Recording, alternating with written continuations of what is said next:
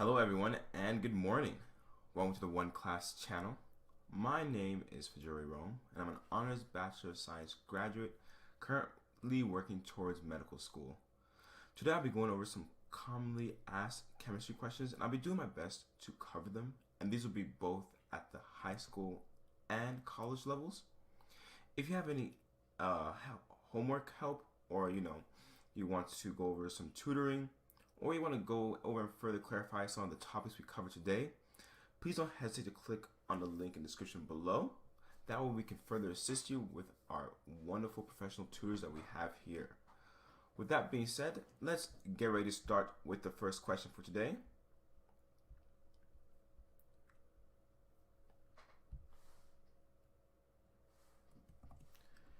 So for today, we're going to start with this question.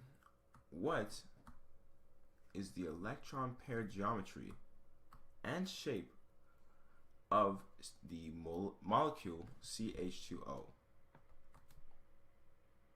Electron pair geometry and molecular geometry of CH2O. So in order to find this out, we first need to draw out our Lewis structure. We have CH2O, which I'm not sure what it's called, but I can see the formula, the molecular formula, thankfully. So with that, we're going to try our best to formulate a Lewis structure from this. Okay, so we have one carbon, two hydrogens, and one oxygen. Carbon has 4 valence electrons, oxygen has 6 valence electrons, and the hydrogens add 1 each for the valence electrons. So in total, we're working with 12 electrons, okay? And now because carbon has the most unpaired electrons, we'll put that in the middle, okay? And now let's make it have a bond on each side. So now we have hydrogen, hydrogen, and oxygen. Now right now carbon is sharing 3 of its 4 electrons, so we're going to add a 4th one right there. And oxygen is sharing 1 of its 6, so it's going to be 2, 3, 4, 5, 6. Now as you can see, we still have 2 unaccounted for unpaired electrons. So what I'm going to do here to get rid of them is add them to the bond. So now what I have is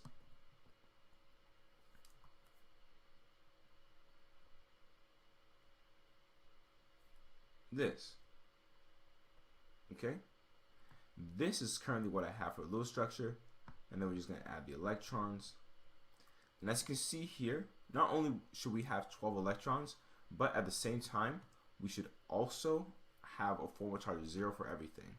So let's verify the electrons first.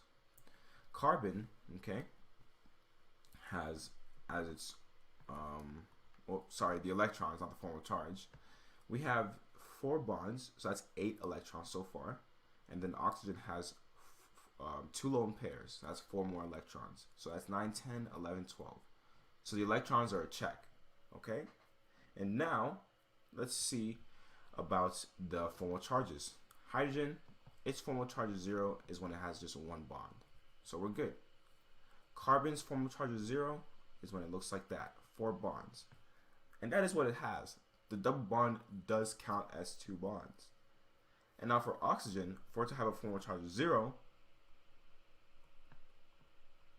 it needs 2 bonds and 2 lone pairs, which is also what it has here, since the double bond counts as 2 bonds.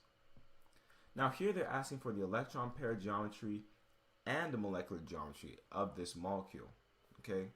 So this right now is what we have for the Lewis structure. The electron pair geometry is based on its hybridization, also known as the amount of pairs it has attached to, whether it's bonding pairs or lone pairs. So for this, we're going to circle how many pairs is on the central atom. We have 1, 2, and now here's the tricky part. A double bond still counts as 1 bonding pair. Okay, it's just a specific type of bonding pair. So we're going to actually label this as the 3rd one. So because it's 3, this is actually sp2 hybridized in the central atom, okay, because it has 3 bonding pairs. And because we can say that, this electron geometry is known as trigonal planar. Okay, that would be the electron pair geometry. Now to find out the molecular geometry, so I'm going to write this down next to it, the electron pair geometry. To find the molecular geometry now, we need to see how many of these pairs are lone pairs, okay?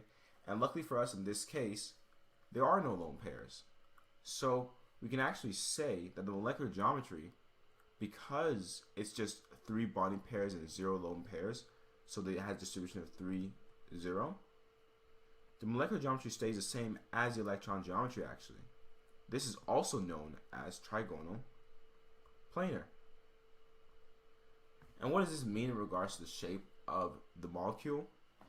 You see how I drew it there in the Lewis structure?